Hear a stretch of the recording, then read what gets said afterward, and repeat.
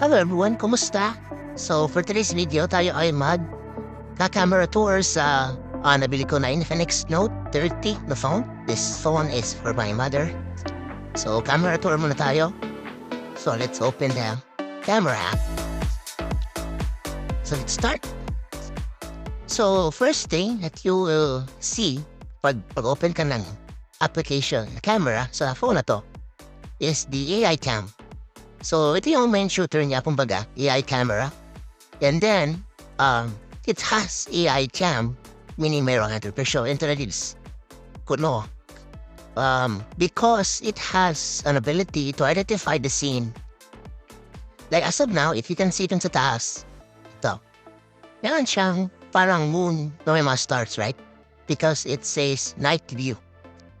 Kaki naman talaga night today, or during this recording. It's because madilim yung paligid, yung environment. So, ayun. Kaya, nag-activate yung night mode niya or night view. Wala siyang specific na night view camera here. It's only, meron na siyang video, yung AI cam, yung main cam, yung beauty, portrait, tsaka pro. Walang options to add, unlike other phones, na may mga options to add or to change or customize the area of kineso. So, yun yung default niya, yung AI cam. No.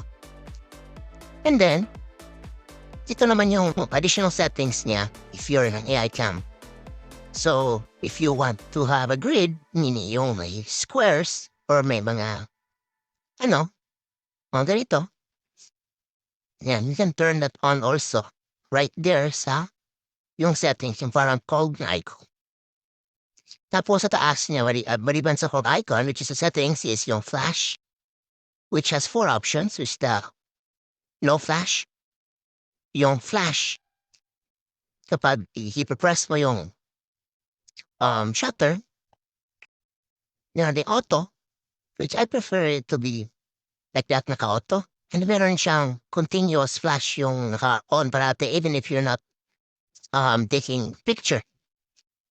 Then ito naman is 64M. Dito naman 64M is kasi this camera or this phone has a 64 megapixel sensor sa camera. Pero as of now, it's turned off. Now by default, naka-turn off siya.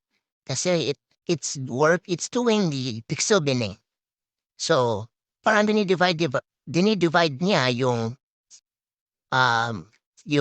64 megapixel na sensor to probably 4 or ganon. Or 6 depende sa scenario. Basta nga may AI to, di ba? May AI ko, no? Let's just say yes, may AI siya. So, yun. Siya yung mag-define or mag-identify na pixel binning na ability para may mga HDR, may mga more light na kaya niyang makuha. Kasi pag pixel lang, there's a chance na dark yung shots. Yes, malaki yung photo size kasi 64 megapixel. Kahit i-zoom mo siya, i-print mo siya na mala billboard, kaya niya. Wala may mga may makikita kang details, assuming naman na yung light. Pero, you can actually still use the 16, 8 megapixel, 12 megapixel na resolution or output na camera at ipiprint out mo yun as a billboard. Pwede pa rin naman, hindi naman maharata na may mga pixels. So actually, mas prefer ko na i-turn off na lang ang 64 megapixel. Turn on mo lang yan kapag maganda talaga yung lighting scenario sa environment mo. Sa gusto mo ng, kumbaga, high definition na result. Yun, may AI siya, naka-on siya by default. Pwede man siyang i-off kung ayaw mo yung parang AI cam. Di ba? It's an AI cam. Kung ayaw mo ng mga ng anything na may AI something sa camera, turn off wala siya. Just by tapping it. Well, I prefer na i-turn on siya. Kasi may mga color enhancement and other activities while you're doing the shot. Since this is for my mother, so alam naman natin, mga boomers, sorry boomers, pero, you know, Alam na natin na dun sa kanila is point and shoot. It's like literally, 'di ba? So lahat dapat everything, sa mga settings ay naka-automatic. Ito naman 4x3 ano lang 'to parang cropping sa shop. So 'yan, but 4x3 by default, mas prefer ko 'to kasi sakto lang yung wide tsaka yung length ng kuha versus this one. This is the um, parang whole frame yung kuha niya and if you notice, nakaano rin siya, na-crop siya or parang na-zoom in. Medyo maganda, medyo modern-ish yung style ng, features na camera kasi meron siyang, nakikita mo yung kung ba yung picture or yung background or kung ano yung kinukuhanan ng camera, nakikita mo siya along with the settings and other mga buttons there. Pero yun nga yung naka-crop siya. Meron din siyang pala Instagram or ready for Instagram yung square na frame or square cropping. Pero I prefer the 4x3 kasi ito yung parang pinaka, um, better kasi sakto lang, di siya crop, tsaka medyo wide angle-ish or ito na yung parang maximum wide angle niya. Wala siyang wide angle option actually. So, yun. And then ito tatlong circles dito ay filter as we all know. Ayan. So, na-press na. Mamimili ka ng filters dito. Meron yun now. Forest, fresh, fade, nature, baby, blues, flame, mono, lively, and classical. So, depende sa scenario mo, pwede mo siyang parang enhance further kasi may AI na to, diba? So, meron na siyang color enhancement. Pero if you want pa to boost some colors and other enhancements, picture, meron siyang mga preset or template or filter nga sa atin. So, yan. So, pwede mo yan gawin. You can choose that one.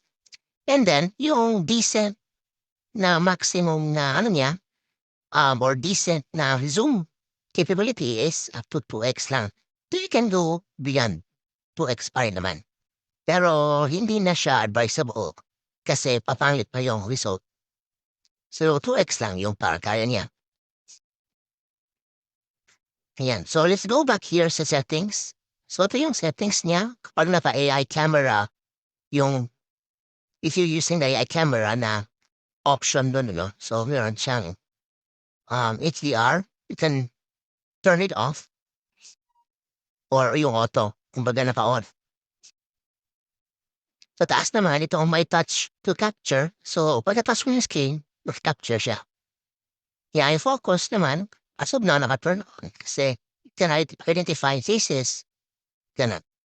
So, yun lang yung parang ano niya, AI focus. Faces or object or subjects na sa tingin niya ay yun yung kino-focus mo. Though you can, ano naman, you can actually point out naman kung alin yan kino-focus mo by just tapping the screen. However, kapag turn on mo yung touch to capture, once you tap the screen, maka-capture siya instead of mag-focus. So, kaya siya naka-off. Yan. Some people don't like the grid kasi parang mas maganda kung parang real-time yung nakita nila. Yun na yun. Pero for those that are artistic or kailangan nila ng guide, grid is very nice to have or para to keep sa camera. Yan. Then meron din customized watermarks. So, meron kang options to add the time sa city, kung anong place ka, especially if you're traveling. Yung brand watermark, which is, you can see here, Infinix Note30. Then, your phone watermark, the text. For example, in my case, I put my name, shot by the name of my mother. And then, pero naka-turn off siya. So, if you turn on, ganyan nangyari.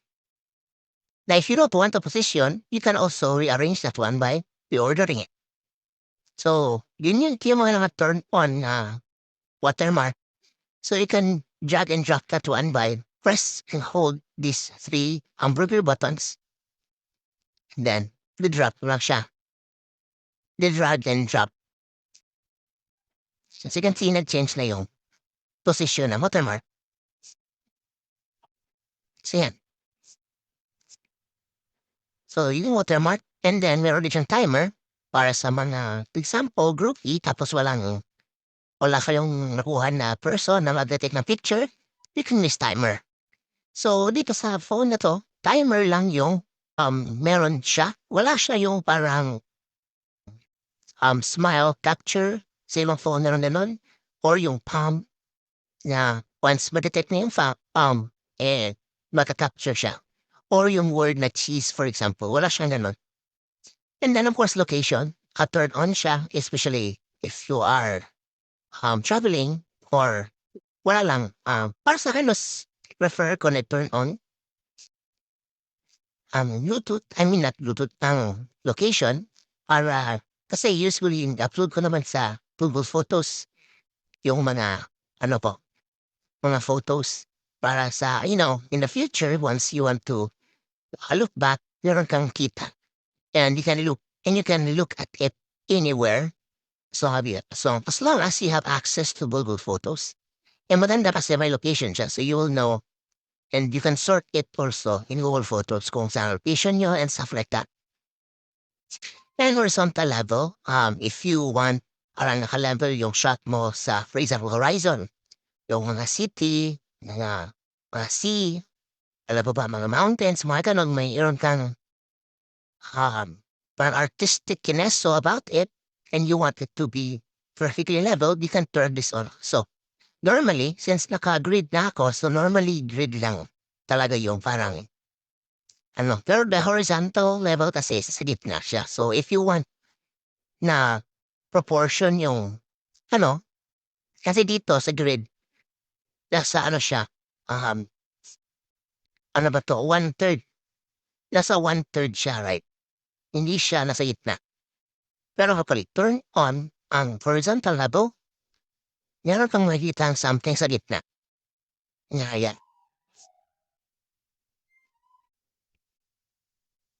Pag rendering, meaning straight yung kuha mo. So, pag hindi, meron kang makikitang broken line tapos merong straight line. So, yun yung yun yung horizontal level. So, hindi ko masyadong ginagamit. Actually, mukhang nakakagulong siya sa screen.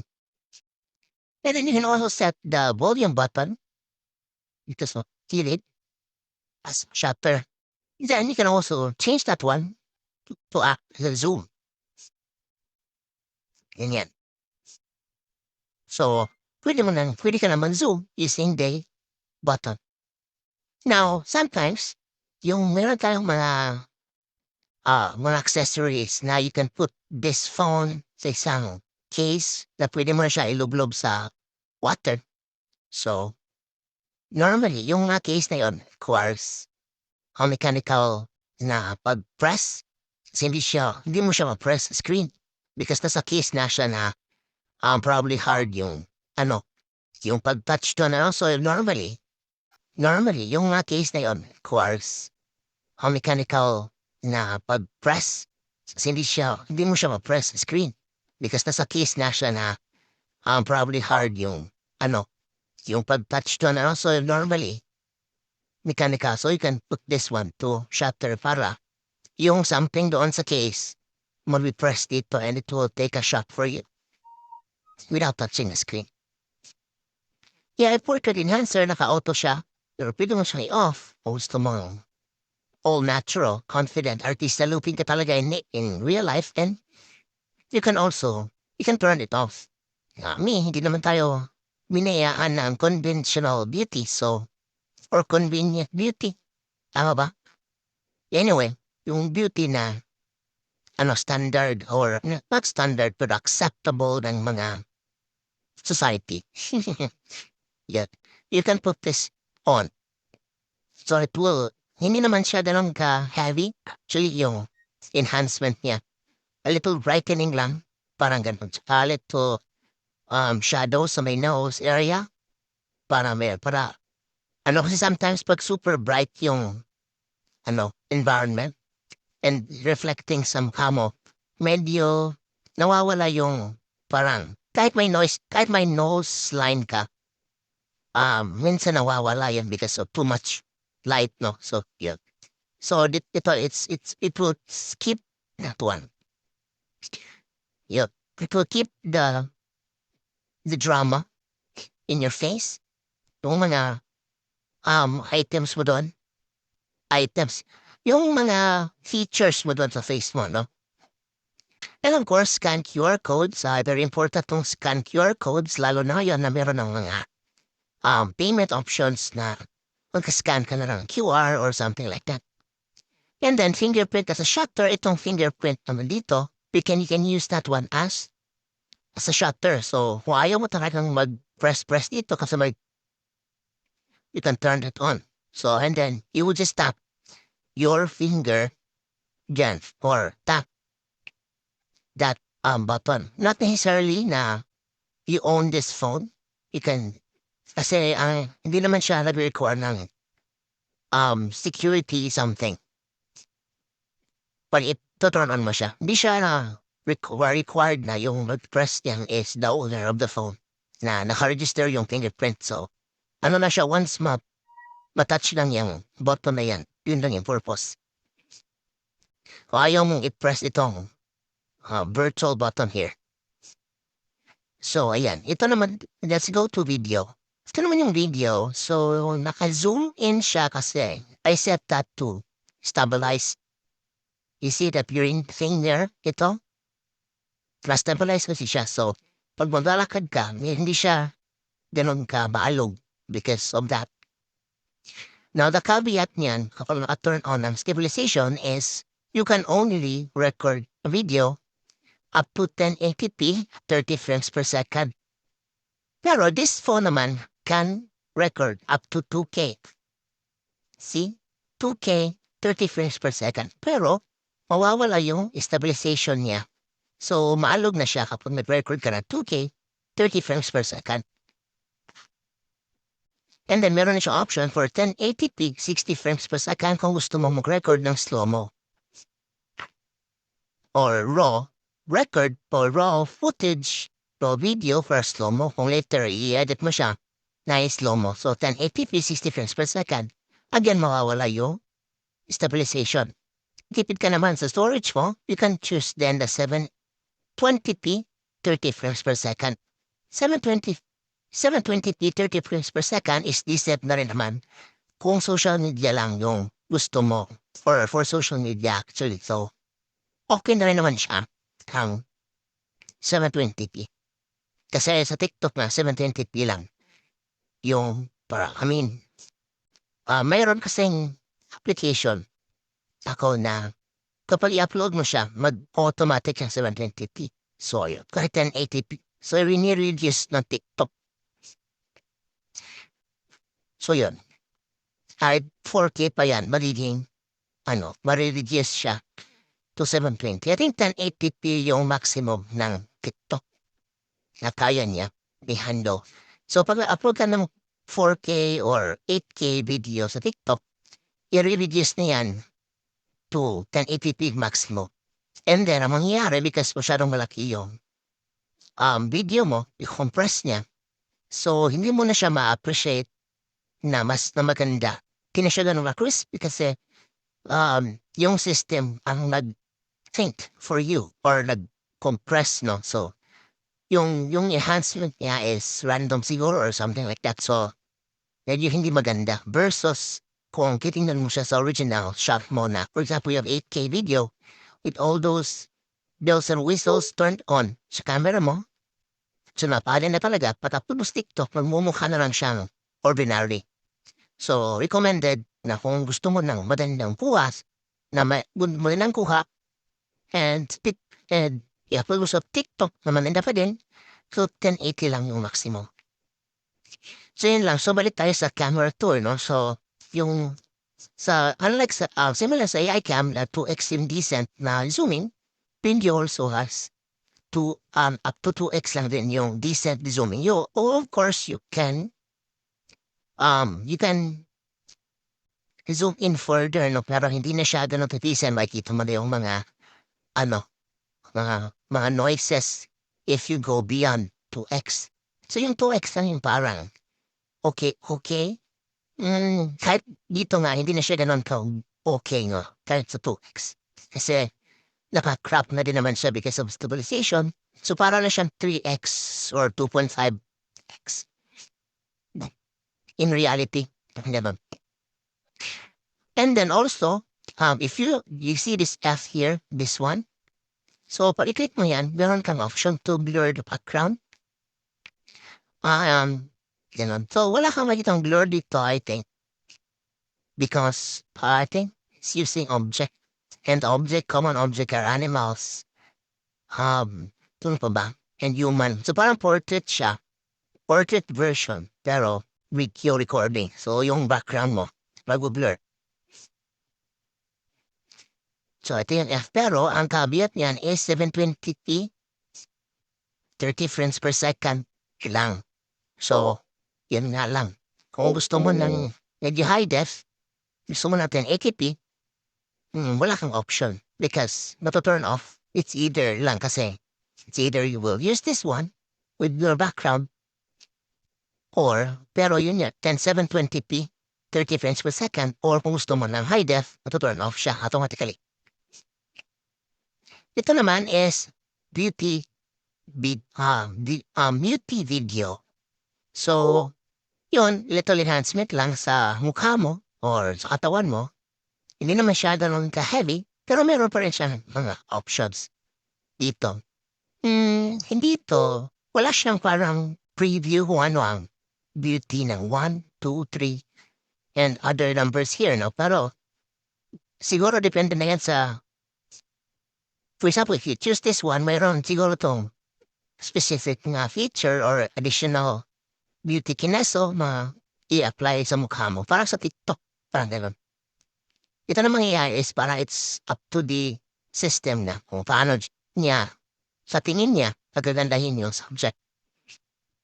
Pero again, magiging 720p na yung result niya. So me, mas prefer ko yung high def kahit wala ng high def tsaka naka-steady. Kasi you can edit pa rin naman if you have the skill. You can edit naman later on yung result, right? Pero yung stabilization tsaka yung resolution niya, hindi mo siya ma-edit, hindi mo na siya ma-expand further. Meron pa din mga expansion pero with, of course, kasi naka 720, for example, 720 yung result mo. So, I mean, yung output mo dito, mag-struggle yung software na, i-expand pa yung video mo. So, yung quality masira. Kaya kung gusto mo ng quality, stick to 1080p, 30 frames per second, na naka-on ang stabilization. Naka-auto naman ang flash dito. Just in case na madilim yung paligid. Alright na madilim paligid, so, ayun. May to turn on to,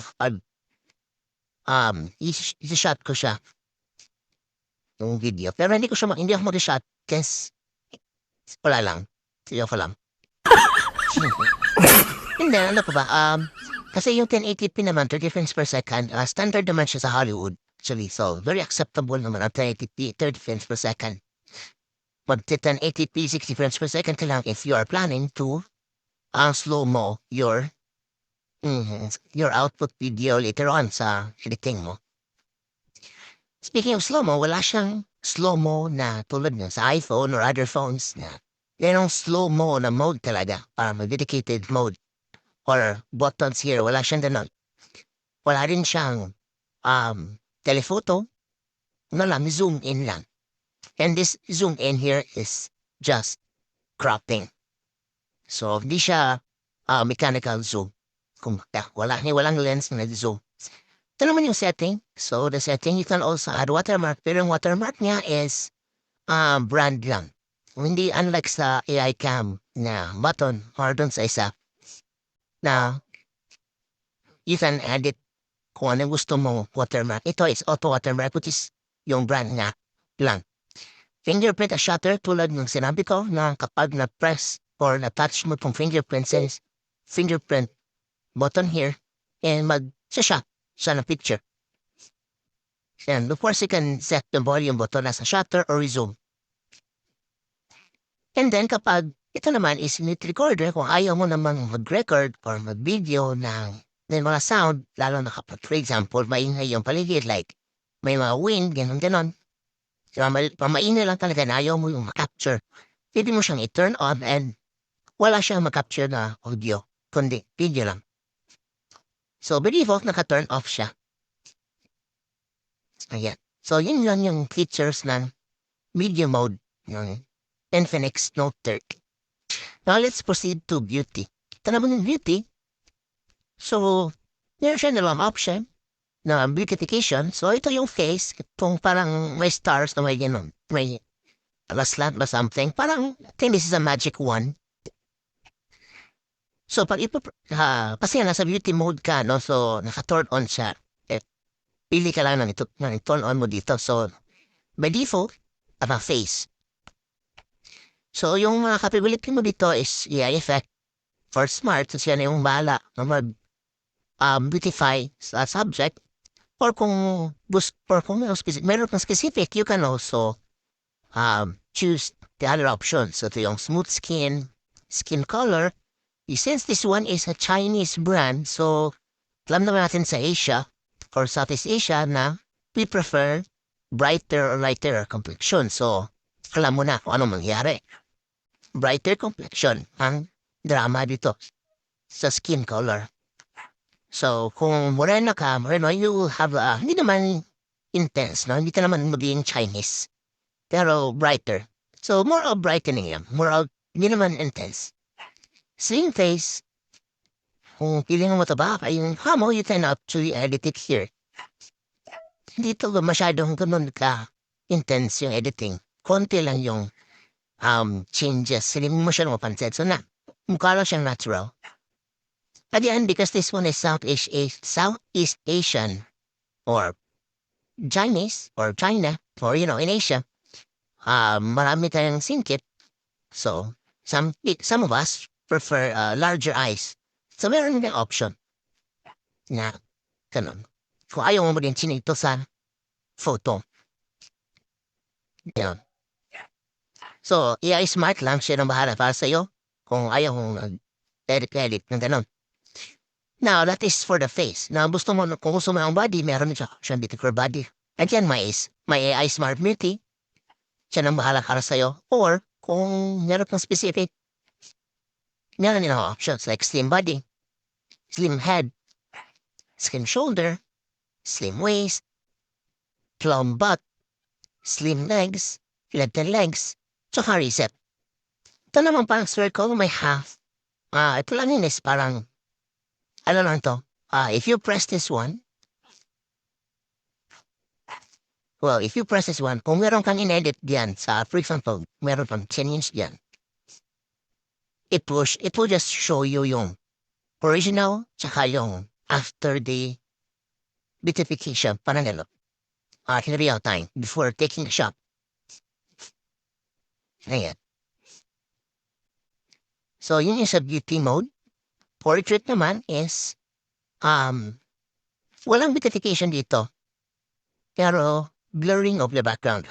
So, yan. Standard, by default sa f4.0, but you can go up to f1.0 or down to f16. So, f16, walang blur background. F1, very blur background. Ito, sa gitna, crowd. F4, 5, 2, sakto-sakto lang, creamy background. This one is obviously anong tawag niyan? Virtual lang siya na blurring, meaning hindi siya because of the lens, no? Kasi obviously yung lens dito is hindi naman nag-move. Wala naman siyang multiple levels of lens. Static lang siya. So, yung ano dito is more of ano lang siya. May AI na konti. You see, play subject within 1 meter to 2.5 meter. And then, meron siyang ability to further blur the background. Never tried pa this one, pero later on I will try pag may subject na ako. And may pro naman siya na options for those professionals na alam ang ginagawa sa photography. So, basic pa din siya. Meron siyang EV and to darken the environment or brighten the environment. Meron siyang shutter speed. So, yung maximum niya is 1,500. Or the fastest niya is 1/1,500. So, as you can see, black na yung dark yung nakuha niya. Pero if you go up to 30, so super bright. Usually, pag you are taking shots na mayroong, light trails, ganon, you can go up to 30 seconds. Yeah, normally nandito lang before. Yung mga light trail. Yeah, then ISO up 6,400 yung niya. Maximum. White balance, 9,000 Kelvin naman yung maximum. Autofocus, meron siyang focus. Kahit siya, static yung camera or yung lens niya. Meron pa naman siyang focus pero yung infinite so you can see. Di sa malayo siya naka-focus. Pero kapag nasa 2.36, nasa grid siya, nasa corner siya ng laptop naka-focus. Saka medyo blur yung likuran niya. So manual focus, meron din siyang AFC. I don't know what's AFC yan. Tsaka meron din siyang EFS. I forgot ko ano to, pero mas prefer ko yung manual focus. Kasi you can do the para natural bokeh na, diba? So hindi ako sure kung virtual bokeh ito or totoo. Kasi mukha siya totoo actually. Then meter rin niya. Meter exposure yata to ang MA. So meron siyang to wide center. Tsaka frame mo ta kung ano to. Yan. And then ito naman yung setting niya sa Pro. I-customize watermark pa din. May timer. Set volume button. And fingerprint shutter. Then my location, grid, shutter sound, horizontal level. So very basic lang siya. Yan. So again, wala siyang telephoto, the lens. Yung lens na kasi dito is long standard lang. Tsaka meron tong AI. I think AI camera itong isa. Ito naman is a flash. And then isa naman is yung portrait, yung may blur background. Yung the camera to help sa pag-blur ng background. So technically, yung pinaka-useful lang talaga niya is ang main camera which is 64 megapixel. The rest are just accessories or mga drama.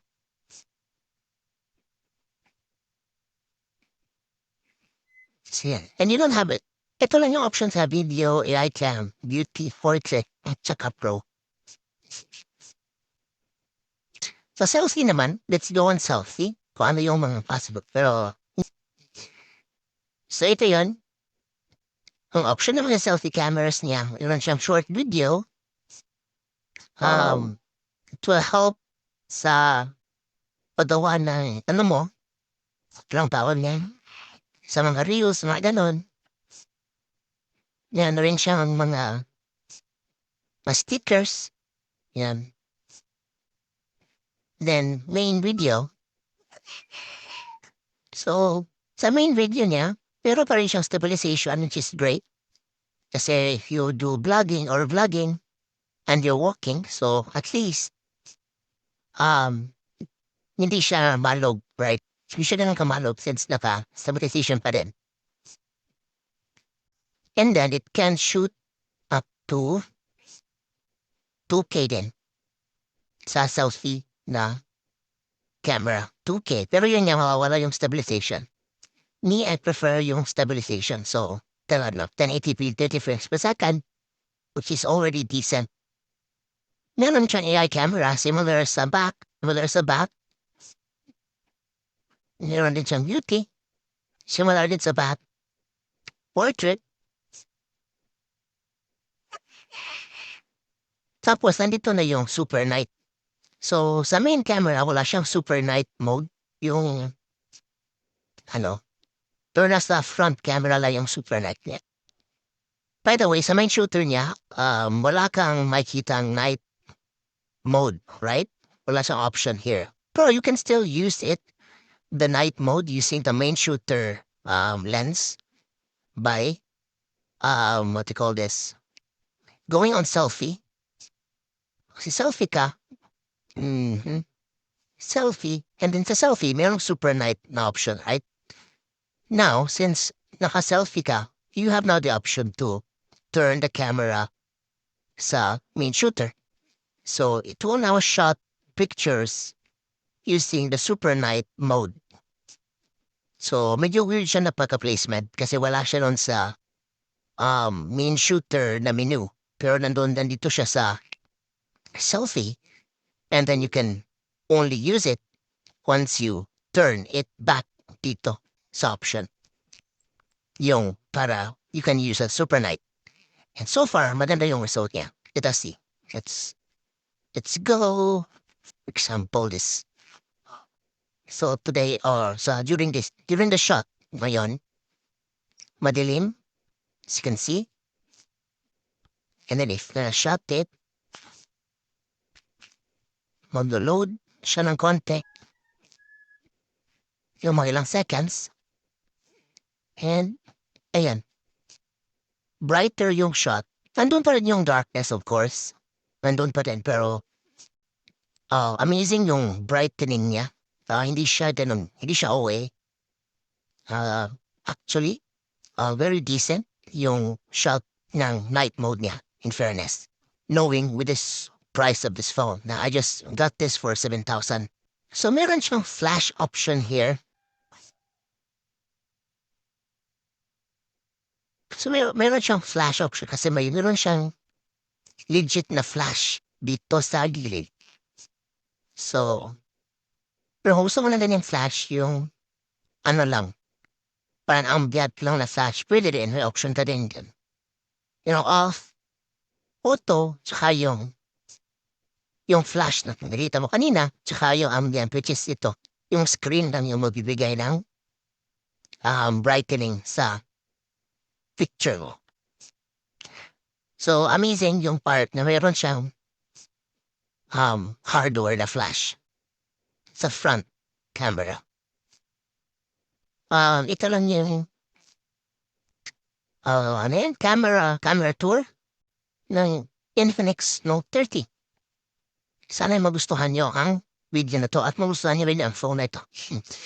Mura lang siya actually. No? This one is for my mother. Bibili ko siya soon. Few days from now.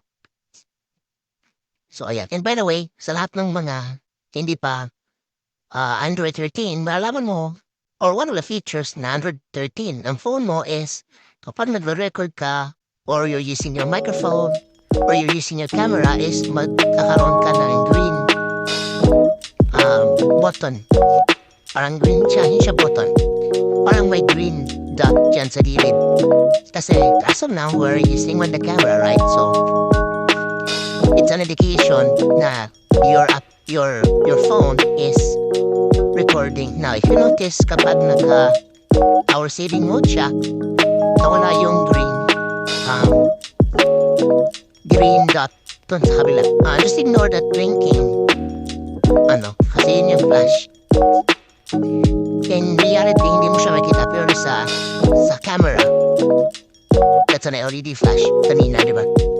Sa camera dito, nakita mo siya, pero sa actual naman is, hindi mo makikita yung blinking na purple.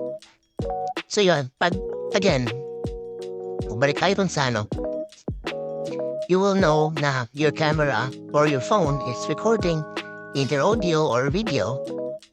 Kasi meron siyang green dot dyan. So, yun yung para security feature niya na parang para hindi, walang, para you are aware kung ano yung, baka kasi may mga remote, hacking or something. Meron ko remote na spyware just in case you have the phone. At least you will know.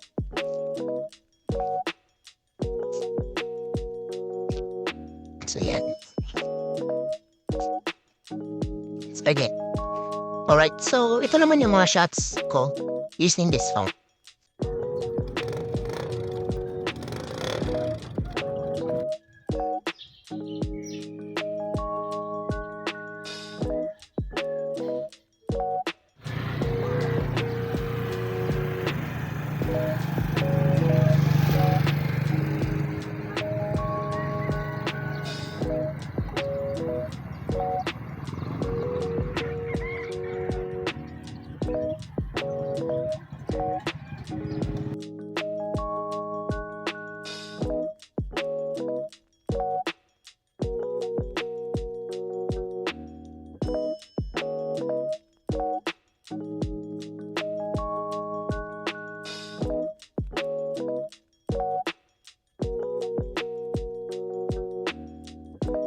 Ayan, so I hope you like the tour or camera tour sa camera to. And if you like it, please hit the like button. Kung ayaw niyo naman, please lang din naman. And then, I'm inviting also you guys to watch my other videos. Baka meron pa yung makita something. Pero I think yung other videos ko will just focus on this phone since hindi naman ako YouTuber. Tuwanda. I'm just sharing lang this camera or this phone, not camera, this phone for those who are interested also. At least you have you have an insight na kung what to expect if you're going to buy this phone. Right. Kasi yun din yung ginagawa ko nag-research ako before buying a phone or before buying an item. The most often, isa sa mga tinitingnan ko is yung camera settings niya or yung capability ng camera niya if you buy a phone. Kung ano yung expectations natin, So, ayun. So, it's very important. That's why ginagawa ko to para for those who wants to buy this phone, alam na nila yung i-expect nila sa camera. Specific for camera. Kasi mostly naman, maliban sa other features ng some phone, right? Because it can think music, can browse the internet, browse the social media networks that you have. Meron din siyang mga, you can search nga internet using, meron na siyang mga ganyan. Is another hardware feature na tinitingnan natin is yung camera. Yun yung usually edge ng mga phones. That's why Apple, Samsung, and other brands are really backing up the features sa kanilang mga phones. Yeah. Maliban sa gaming din. So, others are using some or buying phones because may mataas na chipset or magandang GPU, gano'n. Kahit hindi masyadong maganda yung camera, well, others naman, which is mostly actually sa others na to, are looking sa ganda ng camera kasi hindi naman lahat gamers, pero lahat wants to have a good camera. So, yeah. So, ayan. So, again, thank you so much for watching for this video. I hope nakatulong ito. So, if you want, you can like and subscribe this channel. So, bye-bye.